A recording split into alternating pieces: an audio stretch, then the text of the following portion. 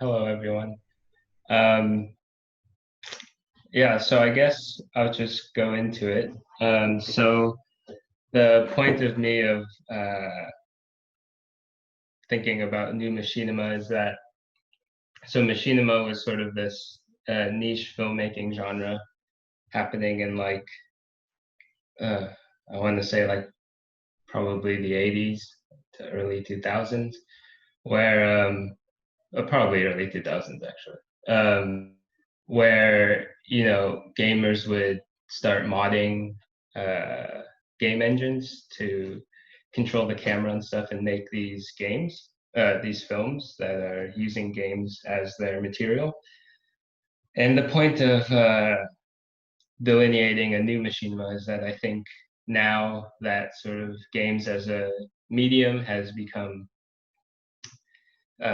commonplace in culture, that out of this in this time there's developed new ways of looking at games.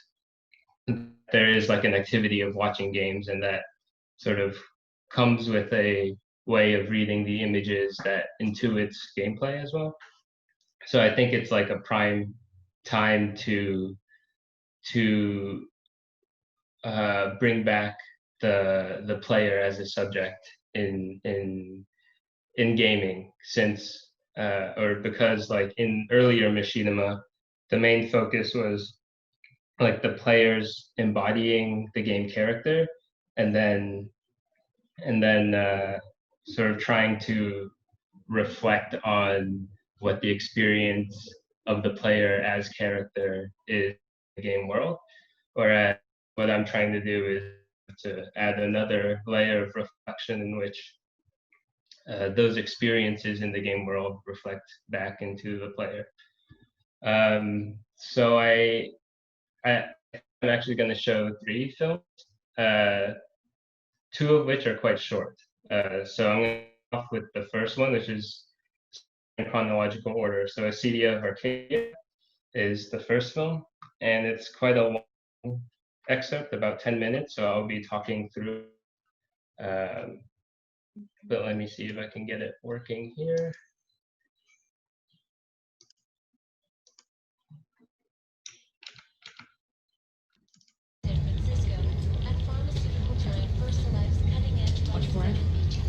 Y'all can hear it, right?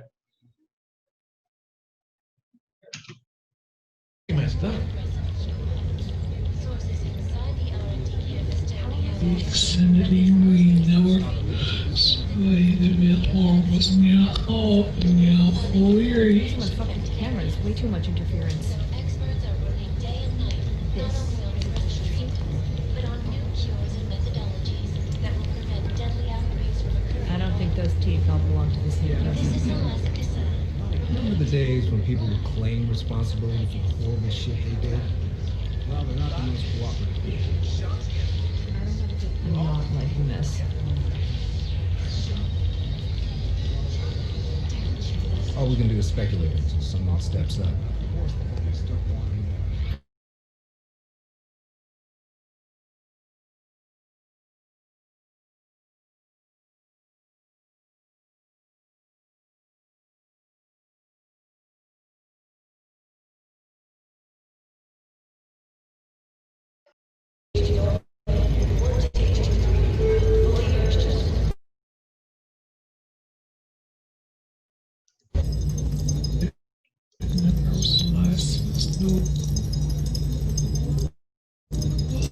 All the way.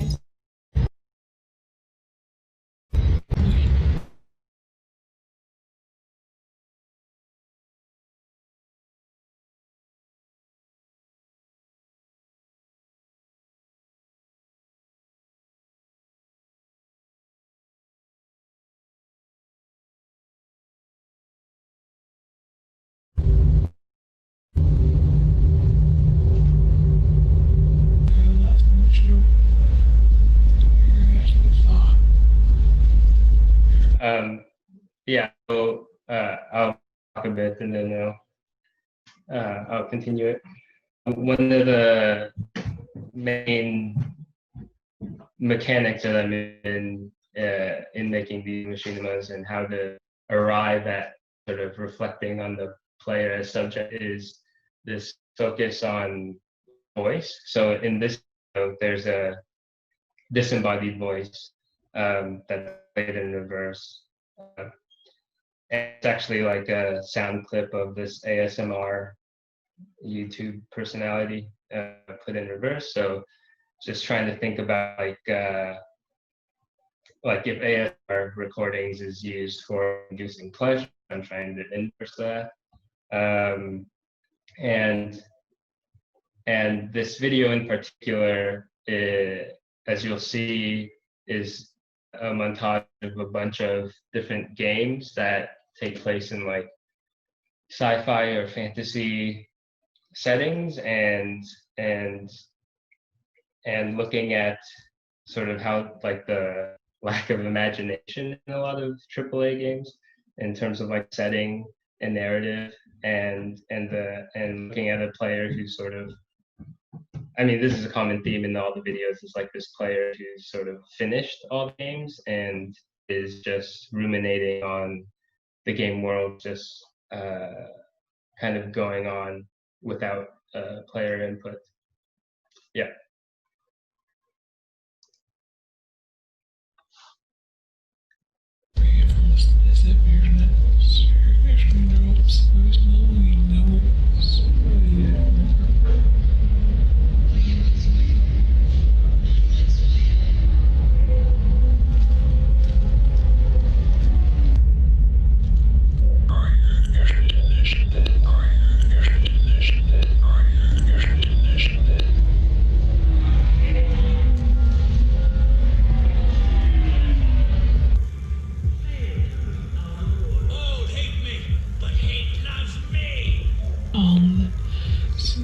Lips of my snake mate.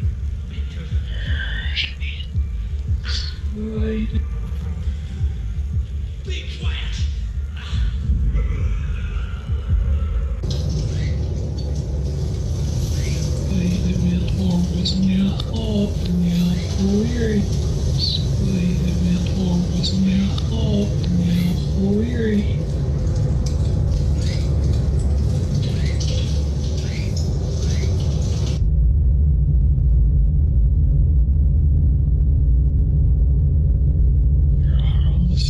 I'm sorry, but I don't. Yes.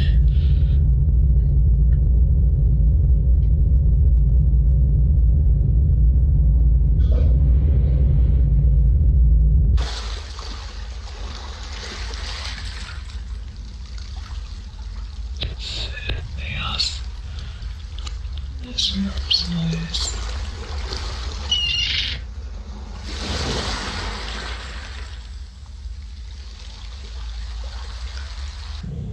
Oh, is the video not? It's frozen.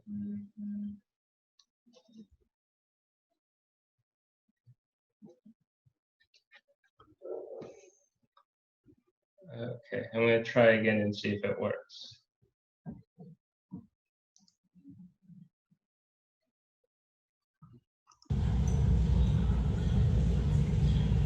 Sorry, never was nice with no, was all the way.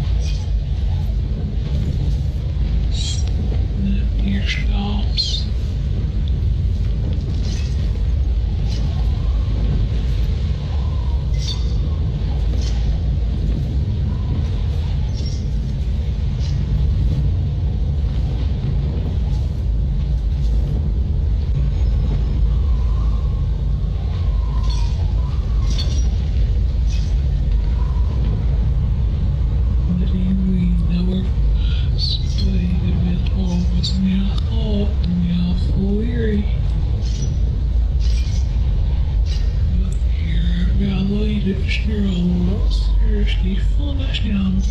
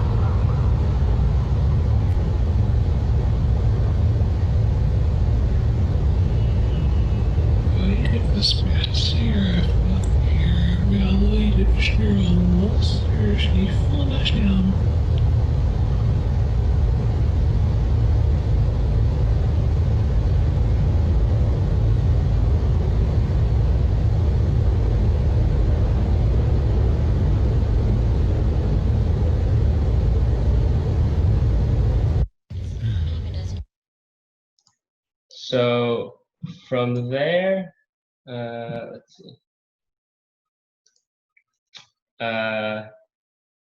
Yeah, so the whole video is about 20 minutes, and it's a lot of, as you can probably tell from the text, quite didactic.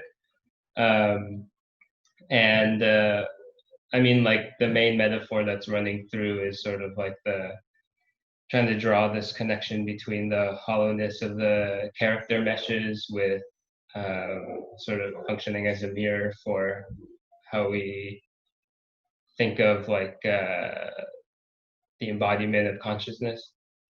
And then later on, the next video I make sort of is like the inverse of this, which only focuses on one game, but brings to the foreground sort of the function of the voice and text in the process of speech and thinking and singing. So I'll play this in full also. It's about 3.5 minutes. Let's prepare this.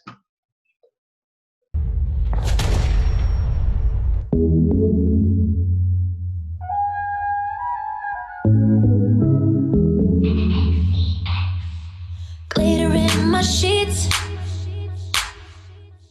dancing on no sleep. I don't learn when I burn, when I turn all the way up. Yeah, I don't learn when I burn in the dirt till I'm out of luck. Yeah, pills and potions and terror.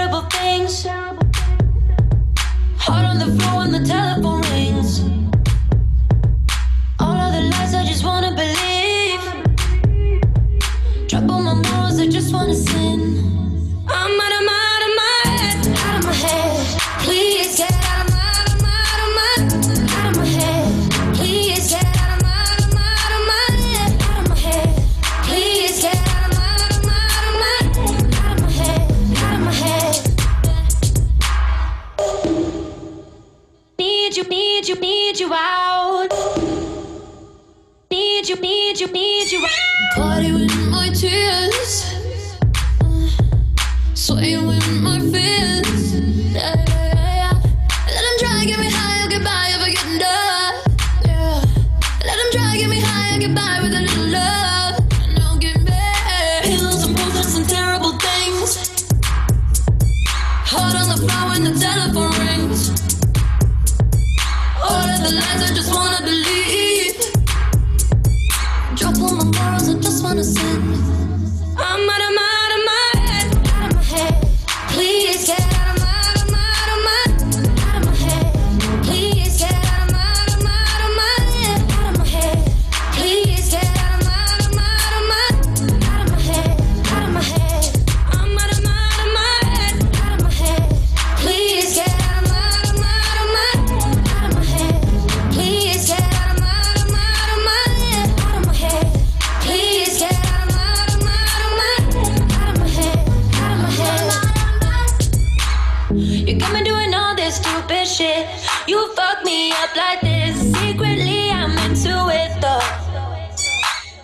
Got me doing all this stupid shit. You fuck me up like this. Secretly, I'm kinda into it though. You fuck me up like this. You got me doing all this stupid shit. You fuck me up like this. Secretly, I'm into it though. Got me doing all this stupid shit. You fuck me up like this. Secretly, I'm kind of into it. I'm out of my head, out of my head. Please get out of my head. Please get out of my head, out of my head. Please get out of my head, out of my head. I'm out of my head, out of my head. Please get out of my head, out of my head. Please get out of my head, out of my head. Please get out of my head, out of my head. Need you out.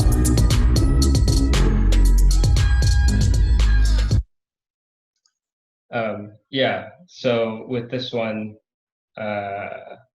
what I was focusing on was this thing that a lot of the Fallout games do, which is when you go in for like a really gratuitous headshot, there's a built-in mechanic in which it zooms in and then also replaces the head mesh of the model so that it evinces some kind of like internal solidity.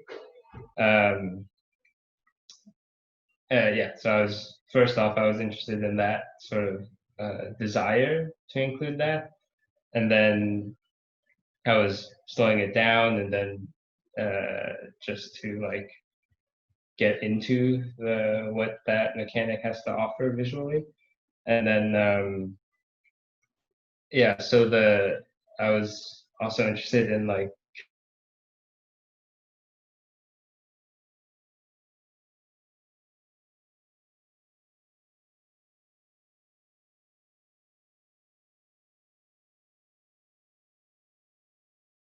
karaoke text.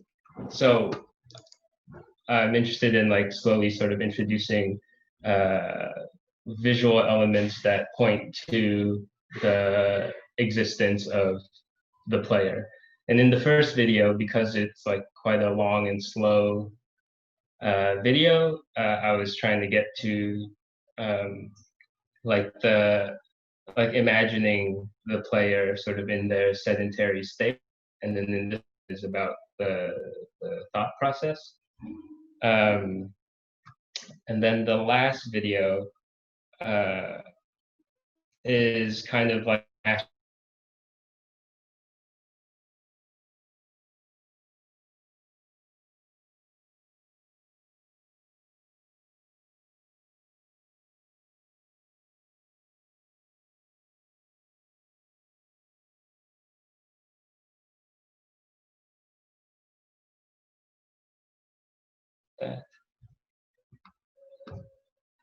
Oh. So what did people see? Everything's good now?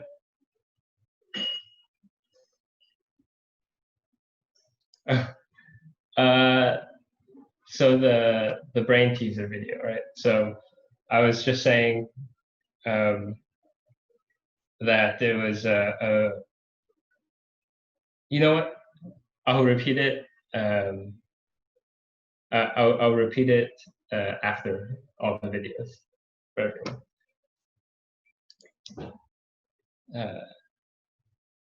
So the next video I'm going to show is just like a mashup of sort of two mashup of the mechanics I was interested in the last two videos.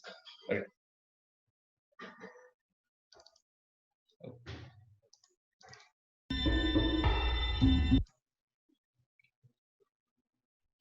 All right, let me know if this doesn't work.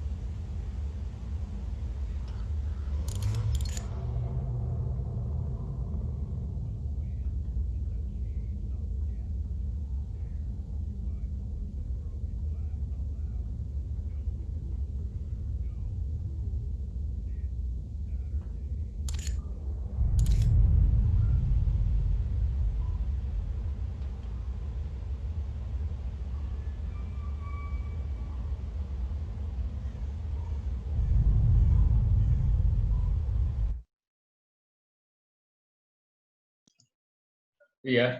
So those are my videos. I think yeah, just open up the Q&A. Will, that was really interesting. Any questions for Will? Yeah, well, I wanted to ask about the song in the second Uh-huh. video. Like, I mean, I know that there's like a one-to-one with Out of My Head and the visuals, but I mean, is there any like other type of connection between, I mean, maybe that genre or that type of song specifically with the visuals itself?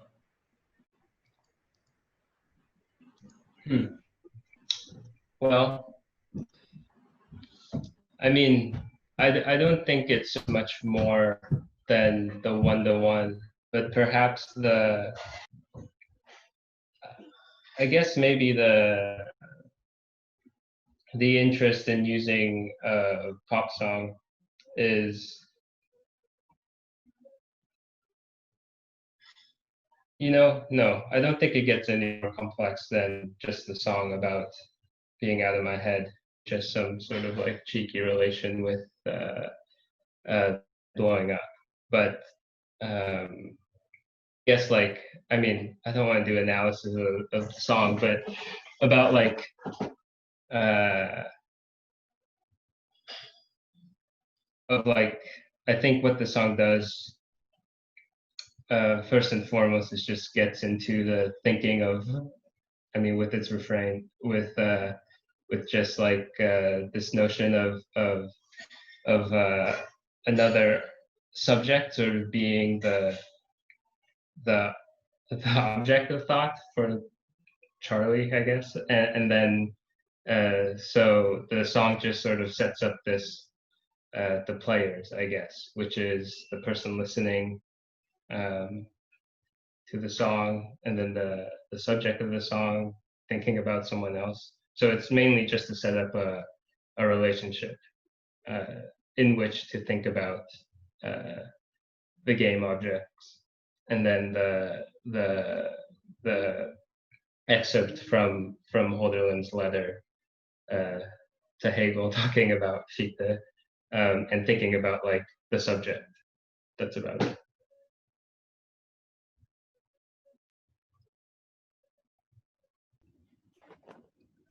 You guys heard me, right? It's all good. Yeah, yeah. Okay. Will, I have a question for you if nobody else has questions. Sure. What happens to the subjectivity of the player of the game as he or she goes through the process of the machinima? Yeah. So, so I guess with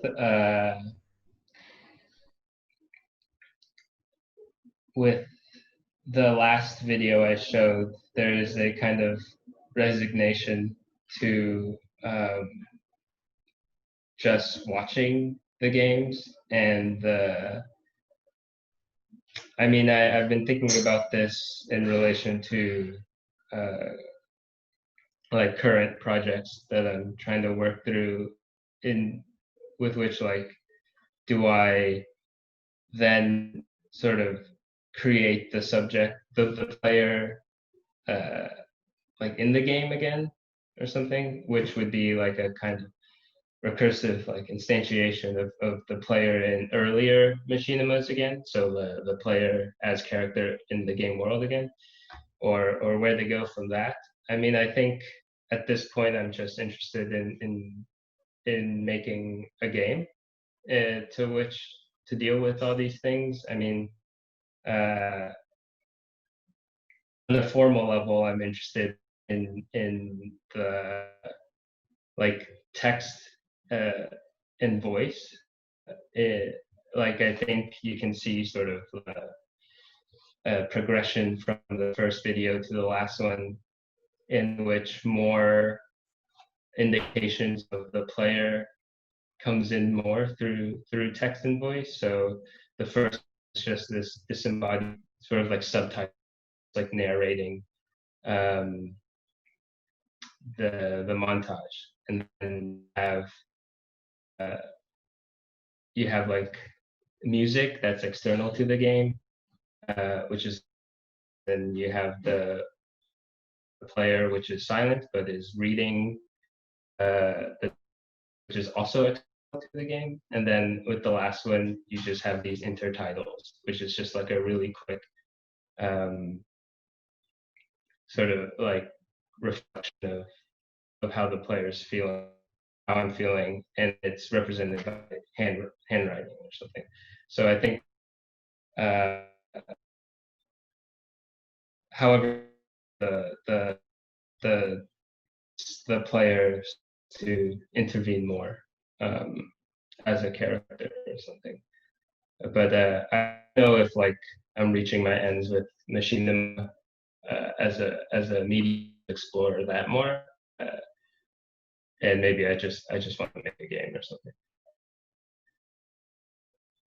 I have a question. Yeah. So I'm interested in, so you mentioned that Adorno's, or in the introduction, Adorno's aesthetics influences you. And so one of the questions, I'm curious about your understanding or how Adorno's aesthetics are related, and also politically, if you have a political analysis in there.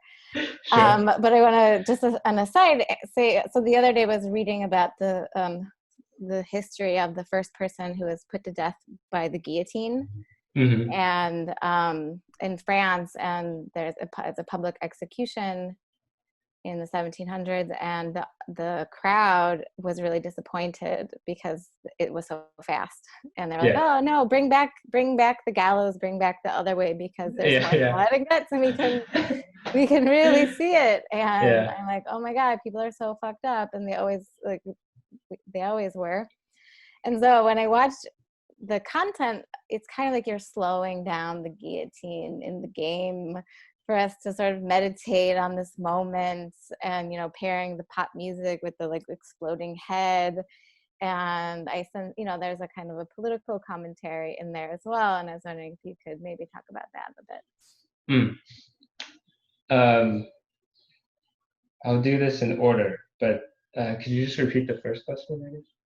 The first question was about Adorno's aesthetics and how it's connected, and the second one is, if there's a political commentary with the aesthetic. Yeah, I guess like in terms of Adorno's aesthetics and just like my engagement with theoretical influences in general, I mean, I guess this is also, itself is influenced by Adorno, but like what I don't want to do is have the work illustrate just the thinking, which I actually think the first video does, which I try to move away from that. And I guess with what I'm interested in is that he tries to draw out the consequences of, like, the scope of the consequences of aesthetic judgment, right? In which you have these, like, there's like a bit of leeway. Okay, this is a bit of a perversion of his thinking, because I'm still in the process of like trying to, but like that it doesn't the same same, what do I say, the same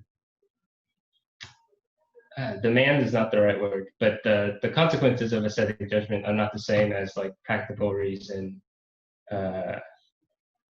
or like or judgment. That there is sort of like a separation, and this ties into like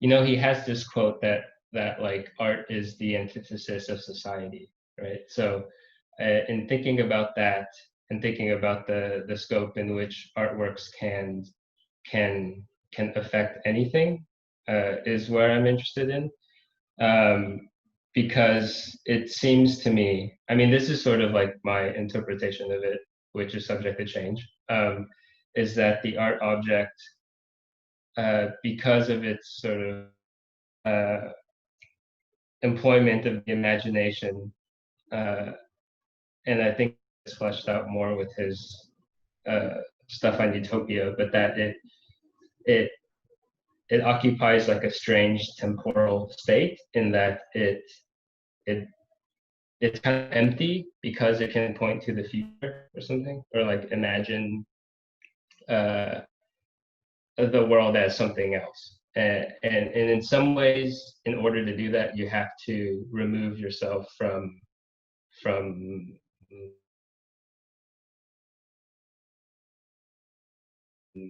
like because it's that flexible, let's say, that it can be easily usurped by whatever dominant ideology exists. So that's sort of like stuff I'm thinking about. I wouldn't say that it's so embedded in the work. At least I wouldn't want it to be to that extent. And then in terms of like the political stuff, which arises from that, but also in my making, I guess, is that in relation to violence, I mean, Adorno also says something that like art is founded on suffering or something like that. But I think the reason why I'm interested in sort of slowing down these moments in the game is that perhaps something about the way that games are created arises from slowing it down, because like, you know, a big thing in gaming is like immersion, so the experience of the game is supposed to be seamless, but then also it exists as a commodity, in that it like the labor that exists to make the thing it becomes elided. And I'm hoping that in slowing that down, some aspect of that can come back up, which is part of the process of making the player into the subject again. And then somewhat tangentially, I think the ways in which that game design functions, I think there's something there that that is related to, like, you know, sort of like computation in general, is that if we were to have this sort of critical approach to it, that that not only the labor arises, but then like wow, how do I make this concise? There's something in the way that games sort of coalesce all these elements of like sound, building, narrative, and interactivity that for me creates a point of articulation that is fruitful for interrogating, say, something like identification in general, like whether it's like cultural or otherwise. Yeah, I guess I'll just say that. I don't know. Yeah. Thanks. We're out of time, but I have a question for all three artists. If you have a couple of more minutes to stay on, do you have time? Sure. Okay, this is for all three artists to connect all the presentations together. The idea of a non-productive and nasty process goes through your works.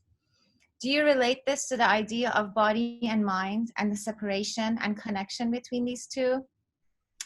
Also, does the snake, Eve, and the recursivity play into this? Is there a way for you guys to move past this illusion of separation?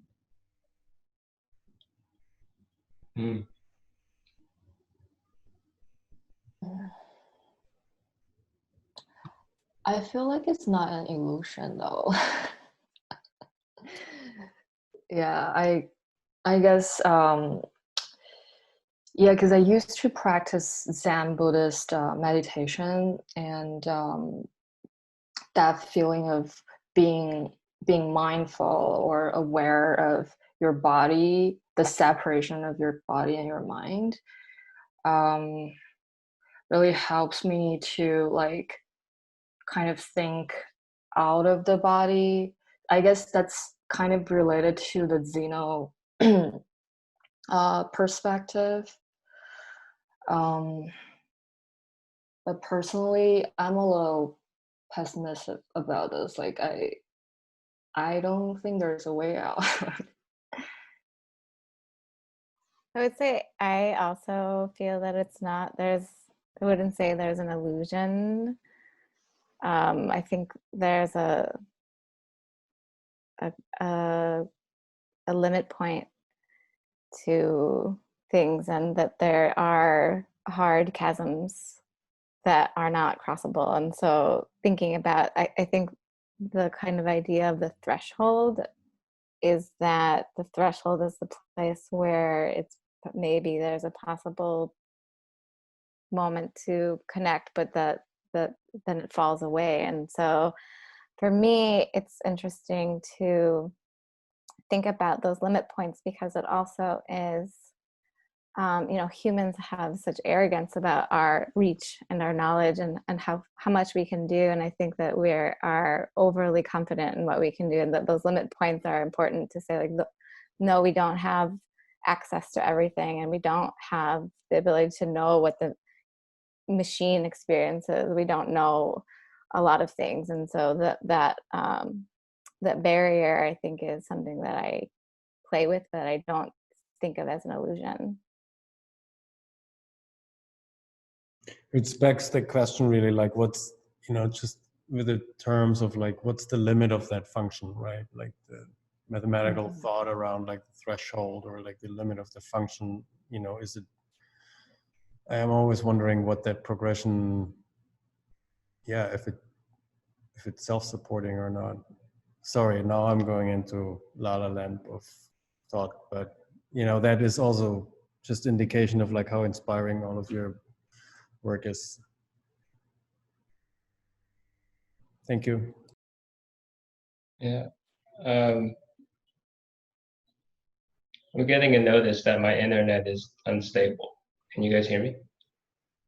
Okay. Yeah, the mind-body problem is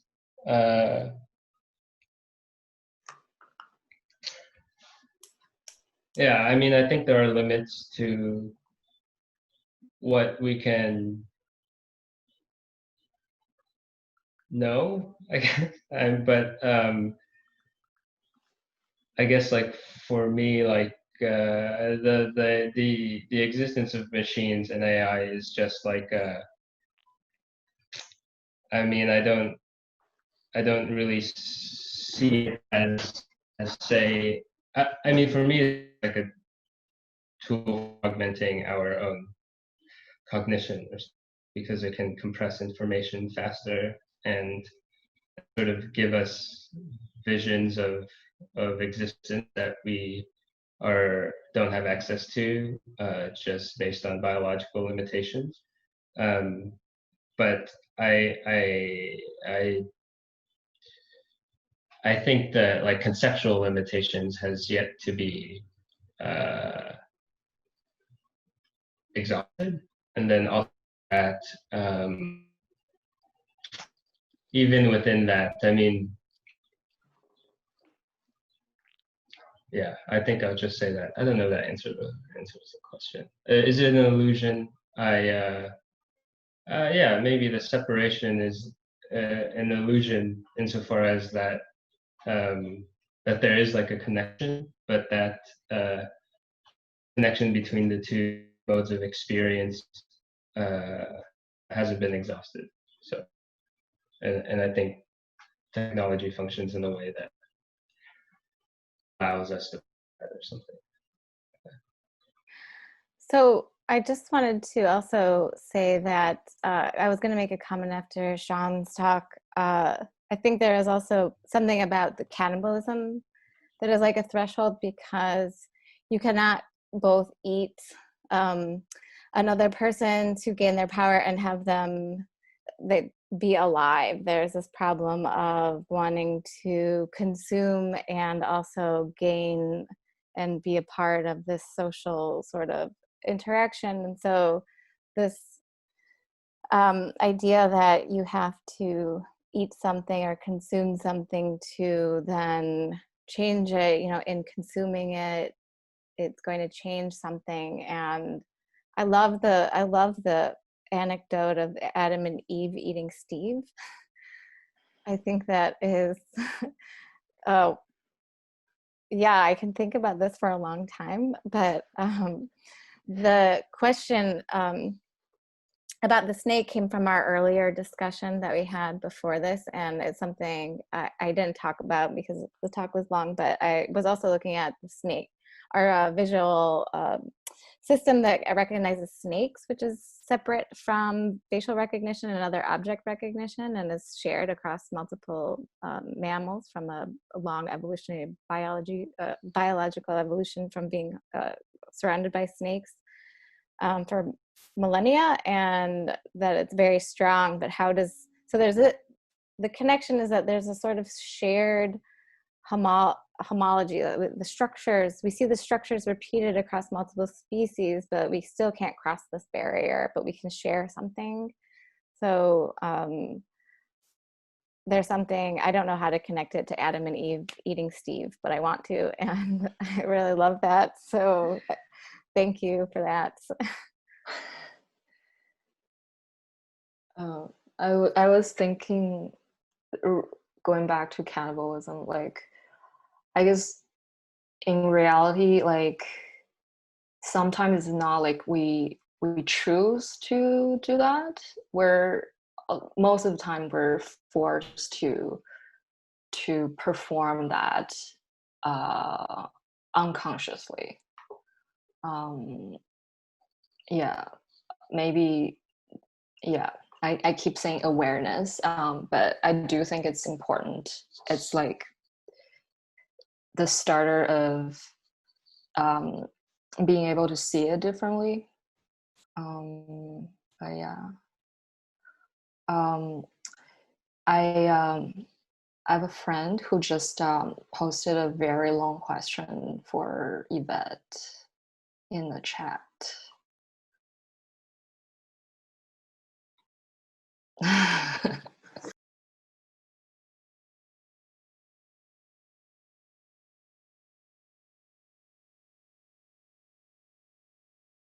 Yvette, you're on mute if you're speaking. I was speaking. Thank you. It will take me a minute to read this if the conversation wants to go somewhere else. I know we're out of time.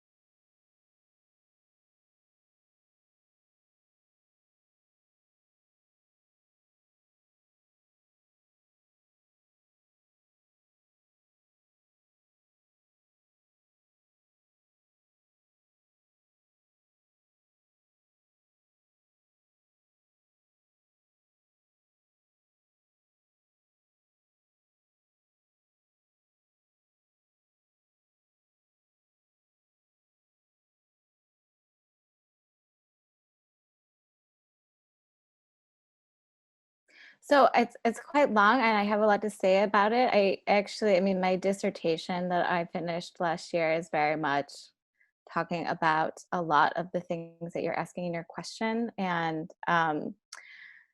exactly the idea of para-indexicality. And so the way that I talk about it, which I'm not going to give a talk about my dissertation right now, but I talk about the digital sort of